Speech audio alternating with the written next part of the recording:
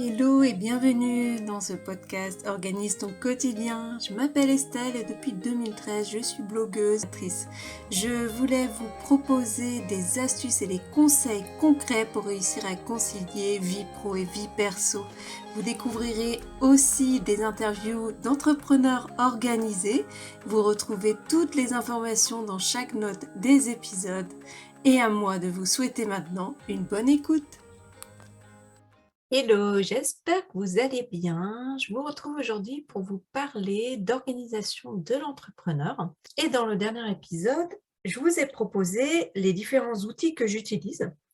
Et aujourd'hui, je voulais revenir sur ma façon de m'organiser pour réussir à vraiment concilier tout ce que je fais en fait. Et donc, je voulais vous proposer mon système d'organisation pour réussir à planifier du contenu d'avance, pour réussir à gérer en fait mes missions clients, ainsi que actuellement, je prépare une formation en fait pour avoir un titre professionnel. Donc, je vais vous expliquer comment j'organise ma semaine. Donc, il faut savoir que j'utilise énormément l'outil Notion, l'outil en ligne. Je n'ai pas d'agenda cette année, en tout cas. L'année dernière, j'en avais encore un pour noter en fait toutes les différentes tâches que j'avais à faire. Et j'ai préféré rester cette année en ligne afin de ne pas avoir deux agendas. Parce que j'utilise un agenda à titre personnel, ça c'est vrai que c'est quelque chose que je souhaite garder. Mais à titre professionnel, c'est vrai que je trouve plus simple d'avoir l'outil Notion. Donc l'outil Notion, en fait, ou Notion, c'est vrai que je le prononce à l'anglaise, c'est vrai qu'il vous permet vraiment de vous organiser et au fur et à mesure, j'ai vraiment essayé de faire un planning qui me correspondait. Donc comment ça se passe? C'est qu'en tout, j'ai créé le planning en fait pour l'année. Donc l'année générale, ensuite découpée en trimestres, découpée en mois, découpée en semaines. Et ainsi, je vais vraiment garder les priorités que j'ai tout au long de l'année et pouvoir vraiment voir si toutes les tâches que je fais au quotidien vont réussir à servir l'objectif que je me suis fixé. Donc en général, je vais me fixer 3 grands objectifs. Je vais ensuite les découper en expliquant en fait, voilà, les sous-objectifs que j'ai. Et après, donc je vais faire finalement mes to-do list ou mes checklists pour voir tout ce que j'ai à faire. Et comme pour un agenda classique, j'aime barrer quand la tâche a été faite. Voilà. Moi, c'est une sensation de bien-être en fait. Vous n'êtes pas du tout obligé de le faire. Vous pouvez soit utiliser en fait des petits points, je crois qu'on appelle ça les bullet points, il me semble, ou alors tout simplement les cases de checklist en fait que vous barrez. Pardon. Et en même temps, voilà, comme ça vous permet de garder une trace. Parce que je m'étais rendu compte, en fait, que j'avais vraiment besoin de voir ce que j'avais fait la semaine passée. Et en plus, ce qui se passe depuis le début de l'année, chaque lundi, en fait, coucou Lucie, si tu passes par là, j'ai une business friend, comme on dit, on se prend 1 heure, en fait, en début de semaine pour vraiment faire le bilan de la semaine passée et parler des objectifs qu'on a pour la semaine à venir. Et en général, j'ai toujours sous les yeux mon tableau Notion pour vraiment détailler ce que j'ai prévu de faire. Alors déjà, depuis le début de l'année, il a déjà bien évolué en fait mon planning puisque donc je l'ai encore arrangé, c'est-à-dire que j'avais mon année générale où vraiment j'ai repris mes objectifs par catégorie. J'ai mis autant tout ce qui est pro que perso parce que je trouve que c'est important puisque de toute façon, l'un ne va pas sans l'autre pour réussir à concilier vie professionnelle et vie personnelle. Donc, c'est vrai qu'en général, j'essaye de mettre autant d'objectifs pro que d'objectifs perso. Et je me suis basée pour ça sur un outil qui est le Vision Board, parce que pour moi, il est super important d'avoir mon tableau de visualisation qui est vraiment en face de moi à l'heure où je parle, vraiment, et j'y reviens comme ça tous les jours, plusieurs fois par jour, je l'ai vraiment en face de moi et ça me permet d'être sûre que j'essaye, je vais en tout cas tout faire pour réussir à tenir mes objectifs. Donc c'est vrai que comme ça me permet de reprendre donc sur la page du planning 2022 général, j'ai donc mes 3 gros objectifs de l'année et après je vais les détailler comme je vous disais. Donc j'ai vraiment que ce soit les objectifs en termes, bien sûr, de chiffre d'affaires, en termes d'écoute ou de lecture donc, du blog et du podcast, par rapport au nombre de clients que je souhaite avoir, et aussi d'autres objectifs que j'ai pour vraiment réussir à mener à bien donc mon projet. C'est vraiment quelque chose d'important que j'aime bien regarder régulièrement. De toute façon, j'ai mis un raccourci, voilà, sur, ma barre en haut, hein, dans mes favoris, comme ça j'y suis tout de suite et après j'ai mis aussi directement un raccourci vers mon agenda Google que je continue de compléter quand même par rapport aux rendez-vous, parce que, bah, voilà, tout est basculé en fait sur mon portable. Je trouve que du coup, c'est plus simple. Alors je ne suis pas du tout une experte Notion, j'ai acheté un template tout prêt en fait, voilà, pour me faire gagner du temps, voilà, je vais, investir dans le template plutôt que essayer de passer du temps. Parce que peut-être qu'il y a des fonctions pour mener un agenda directement, hein, sûrement, et puis je sais qu'il y a plusieurs petites choses, mais voilà, moi, il fallait que ça aille au plus simple. Mais je voulais juste vous parler de mon organisation qui me permet vraiment, d'être productive au quotidien.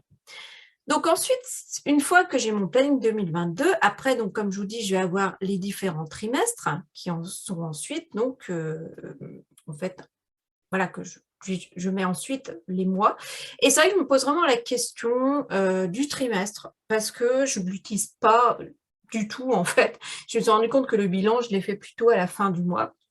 Mais voilà, bon, c'est vrai qu'il existe et en fait, il y a un raccourci surtout vers les différents mois de l'année, donc c'est ça qui va, me servir. Parce que par exemple, si on prend donc, janvier, j'ai détaillé en mettant vraiment les semaines, donc il y a un raccourci direct et voilà, je peux voir aussi ce que j'avais prévu de faire au niveau pro, pas tout a été fait. Par contre, au niveau personnel, voilà, j'y suis pas encore, mais c'est quand même pas mal. Ce que j'aime bien faire, c'est que c'est toujours en fait sur la page du mois, je vais faire un bilan du mois. Je vous en parle très souvent si vous êtes abonné à la newsletter, c'est que je mets ce qui a fonctionné, mes fiertés, ça c'est vraiment quelque chose en fait que je recopie de ce que j'ai indiqué dans mes semaines, et je vais y venir après, ce qui n'a pas fonctionné et ensuite ce que j'ai appris durant cette semaine. Comme ça, je suis sûre d'avoir en fait garder une trace en fait des différentes actions que j'ai faites pour y revenir plus tard. Puis en fait, le souci de ne pas le noter aussi, c'est que souvent, bah, du coup, on va oublier. Par exemple, j'ai lu des guides, j'ai acheté aussi un e-book, j'ai acheté une formation. Donc c'est vrai que, bah, il fallait bien que je me rappelle de tout ça, même si évidemment j'ai un autre tableau pour noter mes formations. Mais c'est vrai que c'est important, j'aime bien vraiment faire ce petit bilan et donc que je recopie à la fin du mois. Donc là, par exemple, ça a été la fin du mois de janvier. Donc, bah, j'ai noté en fait semaine par semaine ce qui y avait du coup comme bilan à faire. Donc, par exemple, si je prends une semaine, donc j'ai, voilà, je mets par exemple semaine 4, du 24 au 30. Ensuite, j'ai un raccourci vers mon agenda Google. Et ensuite, je mets les objectifs du mois, donc au nombre de 3. J'ai 3 grands objectifs qui ont toujours un lien entre eux ou pas, ça dépend, mais oui, forcément, parce que je suis au niveau professionnel. Alors, je ne remets pas les objectifs personnels ici. Ça, je les laisse seulement qu'au début, comme je vous ai mis. Donc voilà, il y a les 3 objectifs. Donc d'abord, il y a vraiment le titre de l'objectif et ensuite, je vais détailler ce que je dois faire. Donc, en fait, c'est le sous-objectif.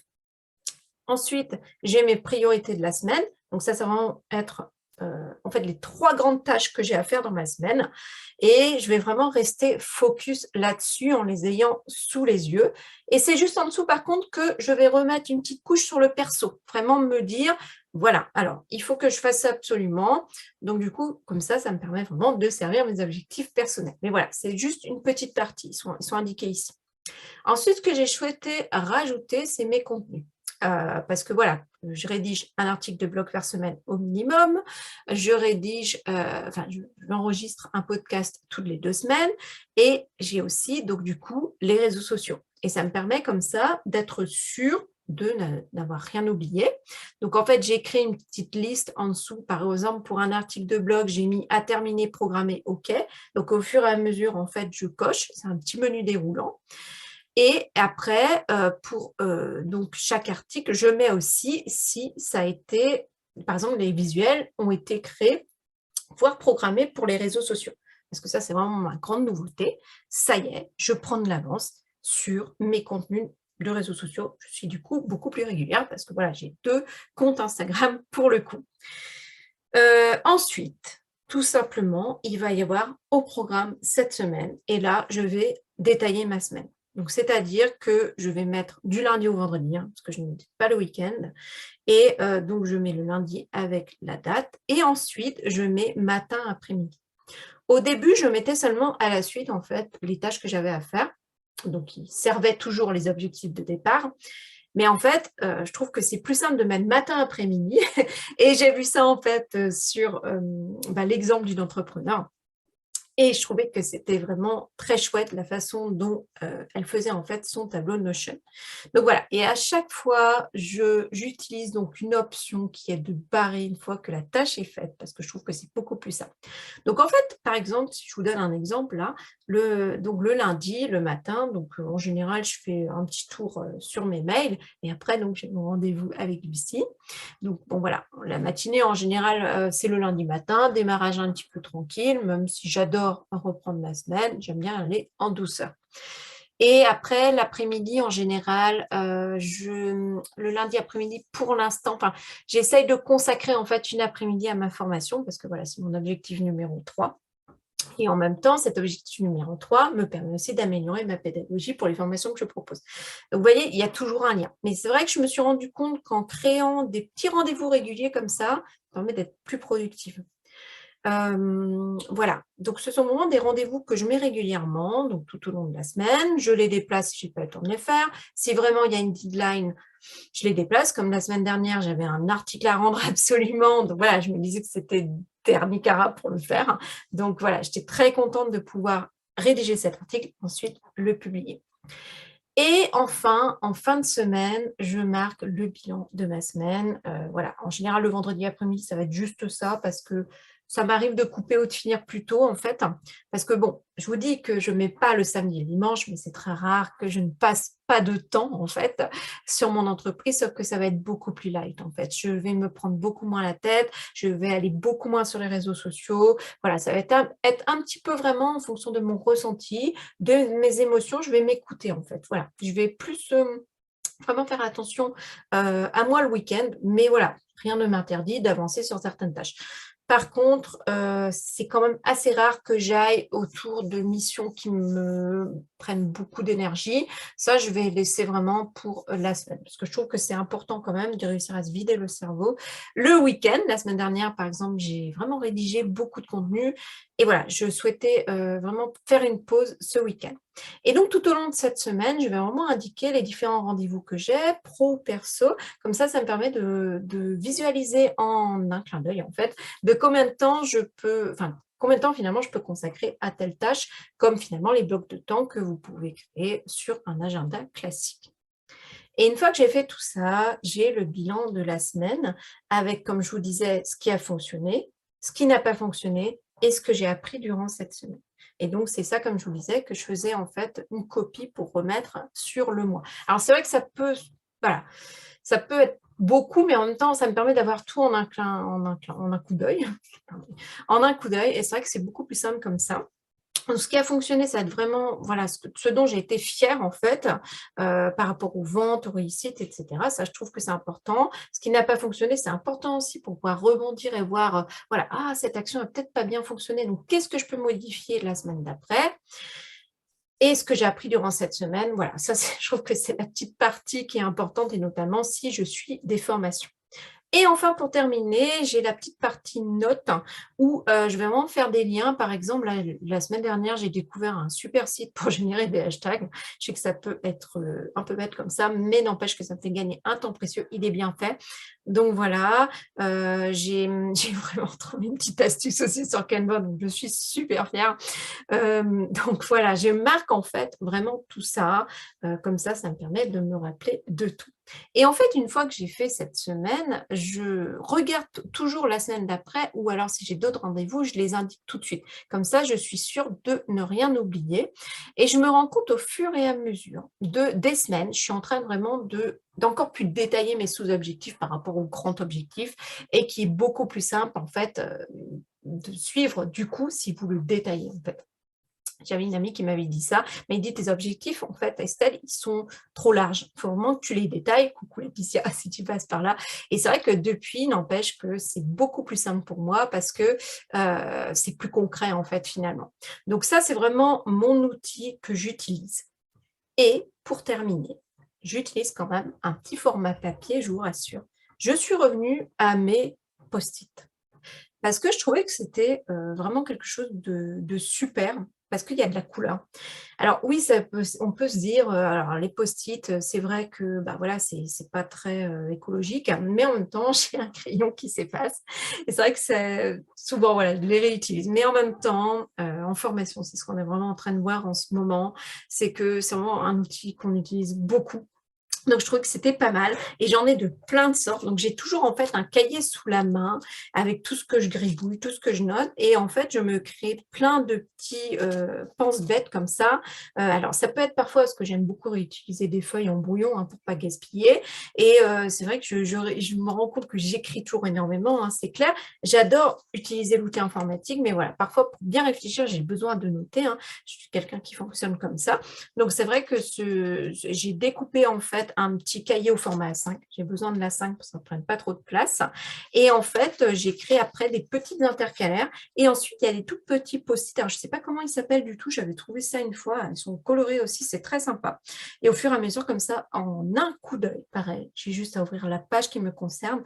Alors, on est autant sur de la formation que des contenus. Beaucoup d'idées, vous en doutez. En même temps, un petit peu de développement personnel. C'est vraiment un cahier fourre-tout. Il me semble qu'il fait 200 pages. Moi, je les achète chez Action.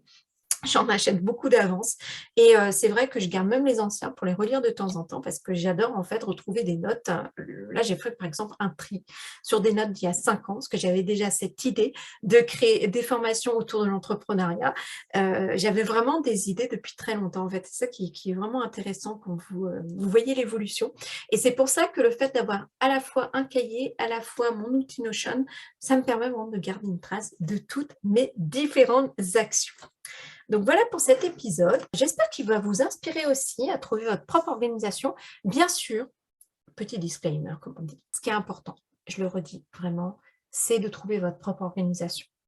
En fait, ce qui peut être intéressant quand on partage ce genre de contenu, c'est que ça peut vous donner des idées. Mais à vous de prendre ce qui va vous servir. Parce que peut-être que vous, ça ne va pas vous plaire. Peut-être que c'est une autre façon de faire. C'est vraiment, à vous de trouver. Il y en a qui n'aiment pas du tout planifier aussi. Il y a plein de choses, mais c'est pour donner peut-être des idées. Moi, je sais que ça m'inspire énormément de suivre d'autres personnes pour voir comment elles font, mais ça ne veut pas dire que je vais recopier exactement leur organisation. Voilà pour cet épisode, j'espère qu'il vous aura plu. Je vous remets un petit message pour vous dire de vous inscrire à la newsletter de l'entrepreneur organisé avec vos 3 cadeaux que vous allez recevoir. Et ensuite, chaque lundi, j'envoie des conseils inédits. Donc voilà, n'hésitez pas à vous inscrire. Je vous remercie aussi d'être de plus en plus nombreuses et nombreux à écouter ce podcast. J'ai dépassé les 9000 écoutes et franchement, ça peut paraître peu, je sais bien, mais il y a une amie qui m'a dit, quand on a enregistré l'épisode, il y a un peu moins de 6 mois, «Ah mais c'est vrai que tu étais qu'à 5000 écoutes, donc c'est génial que tu approches des 9000». Surtout que cette année, l'objectif est de dépasser les 20 000. C'est vraiment une très belle aventure, ce podcast. Voilà, je vous souhaite une très belle journée. Et puis, je vous dis à bientôt. Merci pour votre écoute. Retrouvez tous les détails dans les notes de cet épisode et aussi sur le blog estelle-seznec.fr/podcast. Je vous dis à bientôt.